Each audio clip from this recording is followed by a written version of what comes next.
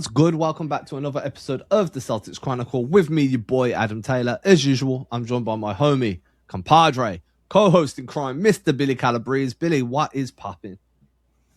What's up, everybody? So we've been talking a lot about the off-season on this channel for about the last month or so, just because what else we've got to talk about? Celtics got eliminated too early for my liking and for any of our liking. Travesty, absolute travesty. So we've been looking at free agency targets. We've been looking at TPE targets. I've got an episode coming out tomorrow looking at TPE wing targets. We looked at TPE big targets earlier in the week. Me and Billy been kind of going back and forth, just looking for different talking points, different players that we might think can be a realistic addition that could realistically come in and slot into the rotation and provide a little bit of a boost. And sometimes those names aren't sexy. So most of the time, when you're talking about a team that's already got the top end of the roster locked in, those names aren't sexy. Now, we've spoke about Giannis more than enough on this page for the foreseeable future until we actually get an update. So we're going to go with the unsexy name. And I know that, Billy, you messaged me with one yesterday that I was like, dude, we should record about this because it's a name that hasn't been mentioned. He's probably somewhat attainable. He's on peanut contract, and he could slot into that big man position to fill whatever the Celtics are. I mean, guess losing with Vucevic leaving in the summer. And that's not losing a lot because Vuce was just not a good addition. Obviously, that deal was cap-based rather than basketball fit-based, even though on paper it should have worked. So who is it, Billy? Who you got? So he's kind of a journeyman. He's been on 4 teams already, but his latest place he's calling home is the Pacers, and it's Jay Huff. He's a 7-footer. There may be some legit three-point range there. He can rebound. He's got the size, and more importantly, he's got the kind of contract where you can get him just with the TPE. You can maybe, even if you want to do an upgrade and save some money for us, maybe you ship out of Sam Hauser and get somebody like Jay Huff back and save a few million while upgrading your center rotation. And I honestly think he's somebody that could even beat out Nemi when it's all said and done as a starter. It gives me that Brook Lopez light kind of vibe, right? Can rebound, play some decent defense, can stretch the floor. He does a lot in terms of the little things that can elevate a big man rotation. The question I have is, and this will be the question I have with most of these low cost bigs, is does he give you more than Luka Garza does? Because ultimately, if you add a Jay Huff to this team, it's not Nemi that suffers. Nemi will get minutes whether it's in the starting 5 or off the bench. He's earned that from the production he had last season. And I've been banging the drum that you need an upgrade over Nemi. I don't class Huff as a clear-cut upgrade, but he's definitely a guy that would come in and impact the amount of playing time Luka Garza had. And that's where the question becomes, not is Jay Huff better than Nemi, but is he better than Luka Garza? Luka Garza had a better three-point shooting season than Jay Huff did this past year. I'd argue that he's a better screener than what Jay Huff is. I think Jay Huff gives you a bit more rim protection, rim deterrence, and rebounding than what Garza does, especially defensive rebounding. I think Garza's value comes on the offensive boards. And that would be the question I have to ask. Is he better than Garza? Because whatever happens, he's the guy who would suffer from bringing in a guy like Huff. And I would love to see him against an Embiid just because it's such a bigger body than Garza. I think that you can get a little more physical. Even though Garza, for his size, is very physical, he's just not going to be a legitimate 7-footer in those kind of matchups. I really think he would work excellent with a Tatum, somebody, that can have a little screen and roll, maybe even have a little offensive game more than a Garza does. I know Garza is a little limited in that standpoint, but especially if the 3-point shooting is real, that's my biggest question, because him and Garza's 3-point shooting have been up and down both of their careers. Whichever one wins that battle will probably win the fight for the minutes. Yeah, I think that the size makes a difference, right? 7'1", you can't teach 7'1". It's that simple. With some physicality, the 7'1" and skinny, and then the 7'1" and physical. Jay Huff is 7'1" and physical, and you're not teaching that. I also think that because of his ability to shoot the three, you can theoretically, you'd lose a lot of ball handling and decision making on the wing, but you can theoretically run him at the 4 for a while, just as a spot up guy that gives you an opportunity to go double big. it gives you some optionality where you can have Garza at the 4, Huff at the 5. You lose some ball handling, but now you've got a true 5-out offense with Tatum, Brown, and Derek White attacking the seams and doing whatever they need to do. The screening would improve drastically. Does Nemi get dislodged from the starting 5? I'm not sure. I mean, it was very telling that when the Pacers moved on from Miles Turner, it was Jay Huff they turned to try and plug that gap. Like, they obviously saw him as somebody that could come in and make a difference. And first year on a new team is always hard to gauge because you're getting used to a new system, a new coach, a new staff, new teammates, new environments. I usually try and give a guy to his second year on a team to really start judging how he fits there. It wasn't great, but he played all 82. So he's got one of the most unteachable skills in the league, which is size. And he's got one of the best abilities in the league, which is availability. You put those two things together and factor in the fact he's earning less than $3 million next season, and all of a sudden it becomes a deal that you'd want to explore. Now, on the flip side of that, when you get all of that for less than $3 million and you're the Pacers, even with Zubac being there now, Jay Huff just kind of sticks out as a great second unit guy for them on a really cost-controlled deal. And that's what I'm just not sure whether Indiana would be even open to the idea of moving on from a Jay Huff. Yeah, especially since he's not played a single minute with Halliburton yet. So we don't even know. That could unlock something magical for them for some bench units to have Halliburton being able to play with this guy when Zubac sits. The only thing is, if they need any other kind of upgrade, if they want more shooting, like I said, I'd gladly put Hauser kind of in a deal and then just save some money there, give them some extra shooting if that's what they want. I don't think we have much else besides draft capital. And obviously, you're not going to give a first-round pick for this guy. But if you want to stack up a couple second-round picks and take them in the TPE, that would probably be the other way I would do it too. I just like the idea of trading a bigger contract like Sam and getting some relief back, plus with the guy that we can use. I mean, the number one question is, would that work for Indiana's cap? Do they have the space to do a deal where they're bringing in a guy on a more money? Can they afford to trade away $3 million for a $7 million increase because Hauser's on 10? Well, it's 7.8 because I think Hauser's on 10.8. So can the Pacers realistically absorb an additional 7.8 million in payroll? Because otherwise it's not going to work there. And now you have to start looking at the back end of your roster to try and just match salaries, or you go the route you said. You use one of the Celtics smaller TPEs. You don't even touch the 27.71 for a couple of picks and absorb him that way. So a lot of this would also rely on what Indiana's cap sheet looks like, whether they can take on salary.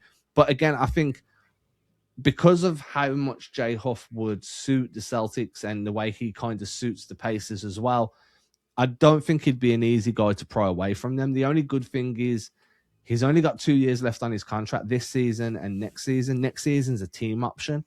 So the Pacers have a little bit of control there. If it was a player option for next season, I actually think he'd be more attainable.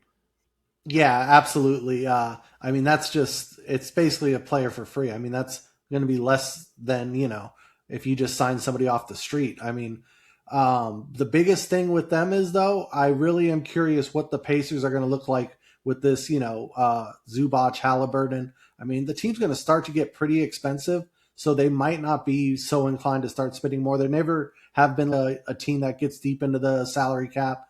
They don't go in the aprons. It's a small market team, so they would be inclined to kind of keep a Huff, especially if he starts playing well with Halliburton.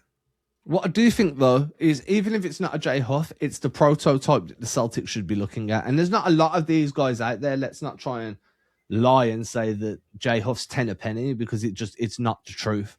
So the prototype should be 7 foot, physical, good rebounding, can stretch the floor. Now, the reason that Jay Huff makes the most sense is because you don't get that skill set for that cheap very often. The only other way to go about this is to go and draft a guy, which I think is why a lot of people like Henry Visar for the Celtics, just because he brings a lot of the same skill sets as what you'd see from Jay Huff. Again, if the Celtics wanted to get Visar, they're probably going to need to find a way to move up a few spots in the draft just so they're in the right range for him. And even then, there's no guarantee. But the point being is, there's a prototype out there that we can see where it's like, hey, we really like what Luka Garza does for us, but if we could add a few some extra height onto that and still get a very similar production, now we feel like our big man rotation's locked in. We have the rim runner, we have the screener that can shoot 40% from deep, and then we have the 7'1" guy that's a rim deterrent and can stretch the floor. You can run pick and roll, pick and pop. You can do so. You can bring your big man off a flare screen, which is just always a good defensive bending move.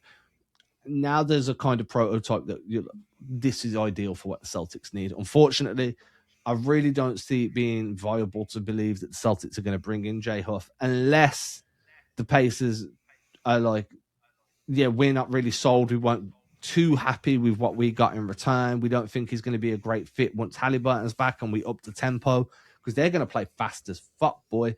And I'm not sure that Jay Huff is going to be capable of playing at that pace, that level. Yeah, and I think this is where Brad really shines. I think this is what he does best, is finding these kind of guys. And I think we need to kind of get our minds out of the, the big names, the expensive people. There's no way realistically we're going to be able to offer a MLE type contract to Mitchell Robinson. There's going to be so many teams trying to outbid for him, and he probably will even stay because it looks like the Knicks are one game away from the championship. So it has to be these under the radar guys. It has to be these guys that maybe peaked in college and haven't quite figured it out exactly like in the NBA, but can develop into something bigger. I mean, I will say that there are ways to get around the MLE, right? So, yeah, okay, Robinson's probably out the question just because of how many other teams want him. But if you find a guy you like and he's interested in coming to Boston, but there's bigger money elsewhere, you just backload that deal. You pay the MLE in year one and then you escalate it going up. So they'd make the same amount of money as what's on offer elsewhere. It's just coming later in the deal rather than earlier in the deal. And that's kind of a way to navigate the restriction of how much you can offer in an MLE. Robinson doesn't fit that, though, because he's about to be an NBA champion. They're up 3-1. Unless we're about to witness one of the all-time NBA Finals chokes, he's about to be an NBA champion. That instantly ups the value. Then you add on the fact that New York are probably going to want to keep him around. Teams are going to be chasing him. He's probably out of your price range. Let's be fair.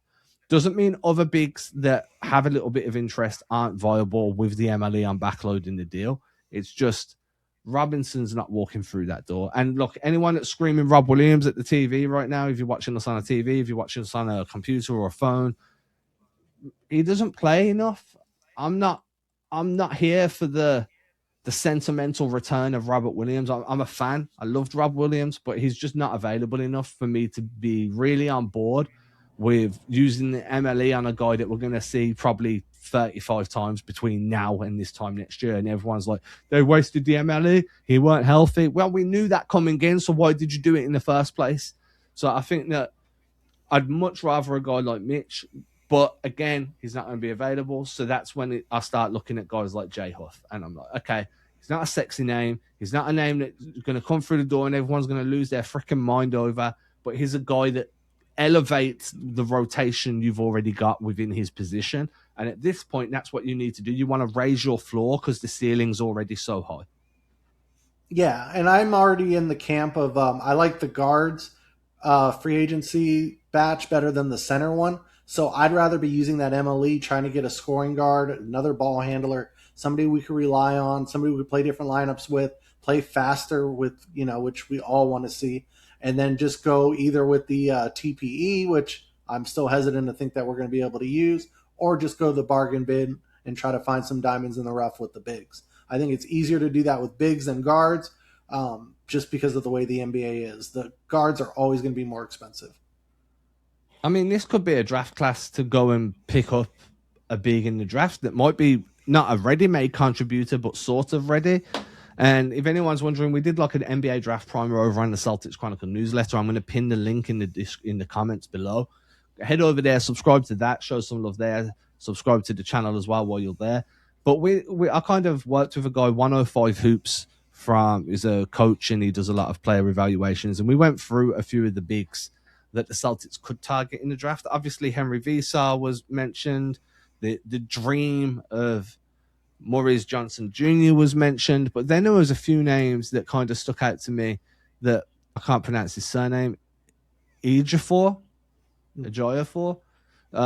He could be a guy that brings you some tweener style defense, physical, more of a undersized big. But a name that really stuck out to me was one I hadn't heard before, and he's projected to go into late first, early second, but he's already got pro experience, which really fits the way Brad kind of looks at guys. Baylor Scheinman came in with multiple years of collegiate experience. He was just a polished product. Hugo came in with a few years of pro experience, and it's Luigi Sugio from Italian Mega Basket, just a kind of floor spacing, kind of tall, 7'3", can rebound the hell out the ball, can shoot from pretty much anywhere on the floor. You could go and get a guy like that comes into the NBA and he's still a rookie, but he's professionally seasoned, would probably be the right way of putting it. Right, he's professionally seasoned. Pick him up with the 27th pick, and now you don't need a big because there's a chance he's going to give you very similar to what Jay Huff gave you in the first place. Anyway, again, this is all wrote down on the Celtics Chronicle newsletter. Links in the comments. But Billy, how would you feel about that? They go down. They're like, okay, we can't get a Jay Huff. We're not really too enamored with the big man market on free agency. The TPE might be an avenue we explore closer to the trade deadline than what it is right now anyway, because it just gives you more optionality to be a third team in a deal and get some back for that way. So let's go and pick this under the radar big man that I hadn't even heard about really, because I'm not a draft guy, until I was working with this guy yesterday when we worked on this primer. And we're going to run with him because we've had success drafting polished guys for the last 2 years. How would you feel? Would you be pissed? Would you be like, okay, let's see what this dude's got? Do you feel like Amari Williams is already on the roster, so they don't even need to go and find a big? I'm not sold on Amari yet. I just feel like he hasn't been tested enough. Where you at with it?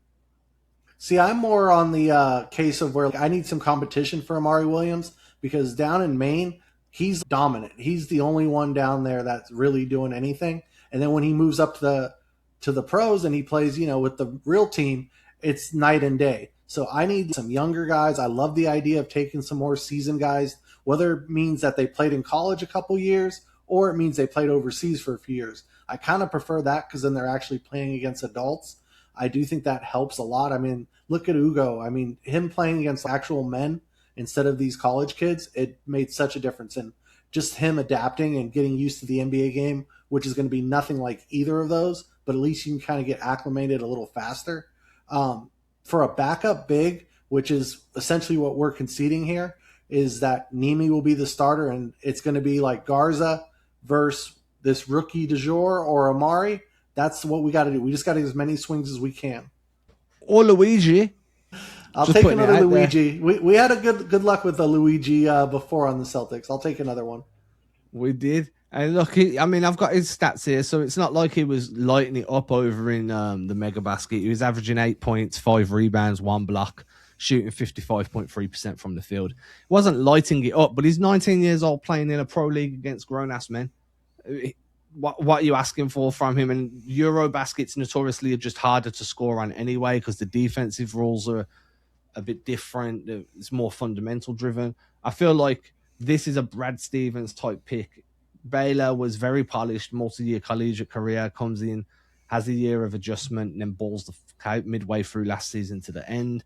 Hugo come in, polished, ready, because he's already had a couple of years in a professional system. Luigi would be another guy like that. Now, again, I'm not pushing Luigi for no reason. I'm just, if you can't go and get a Jay Huff, this guy's skill set is great, but it's not exceptional to the point where you can't try and find someone that can give you a very similar impact in a draft as deep as what this one is. And that would be going with drafting for need instead of the best player, which I usually advocate against. But Brad has had success doing that, because I could argue some of his picks weren't the best player available, but the best player for what we do. So maybe that's tomato. Maybe that is kind of the same thing. But I do like the idea that if there is somebody like that, we can fit in immediately. I mean, that's what the draft's for. I'm a big fan. I think you draft best player available while you're rebuilding, retooling, and when you're trying to get yourself over a hump. You're like, okay, we're going to need a guy in a year or two that's really going to be able to give us a boost. Plus, we need someone that can absorb minutes now and not be awful. That's when I'd be like, draft for best player available. When you're a contending team, I'm a big believer that you draft for need. You plug as many holes as possible, because when you've got less holes, you're a more complete team. When you're a more complete team, now you have an option or an ability to be able to push the boat a little bit as you get deeper into the off season, and you have the depth that you need at that point to be able to sustain some form of injury. Obviously, if Tatum goes down or Brown goes down, no one's going to come in and replace that production. We've seen that, how that story plays out. But if a Luka Garza went down and you've got a Luigi or a Zuby on the bench, then you're going to feel a lot more comfortable because you drafted for need and plugged the hole. So I'd be down with that. Look, Jay Huff would be a guy that I'd have high on my list of trade targets if he ever did become available. If not, I feel like he's replaceable in terms of there'll be other bigs around the draft, especially this draft, where you can kind of get the same result, but without needing to make the trade. Yeah, that's kind of where I'm at as well. If it's not a Jay Huff, it's a Jay Huff archetype, and you can find that in the draft. You can find that on some of these benches.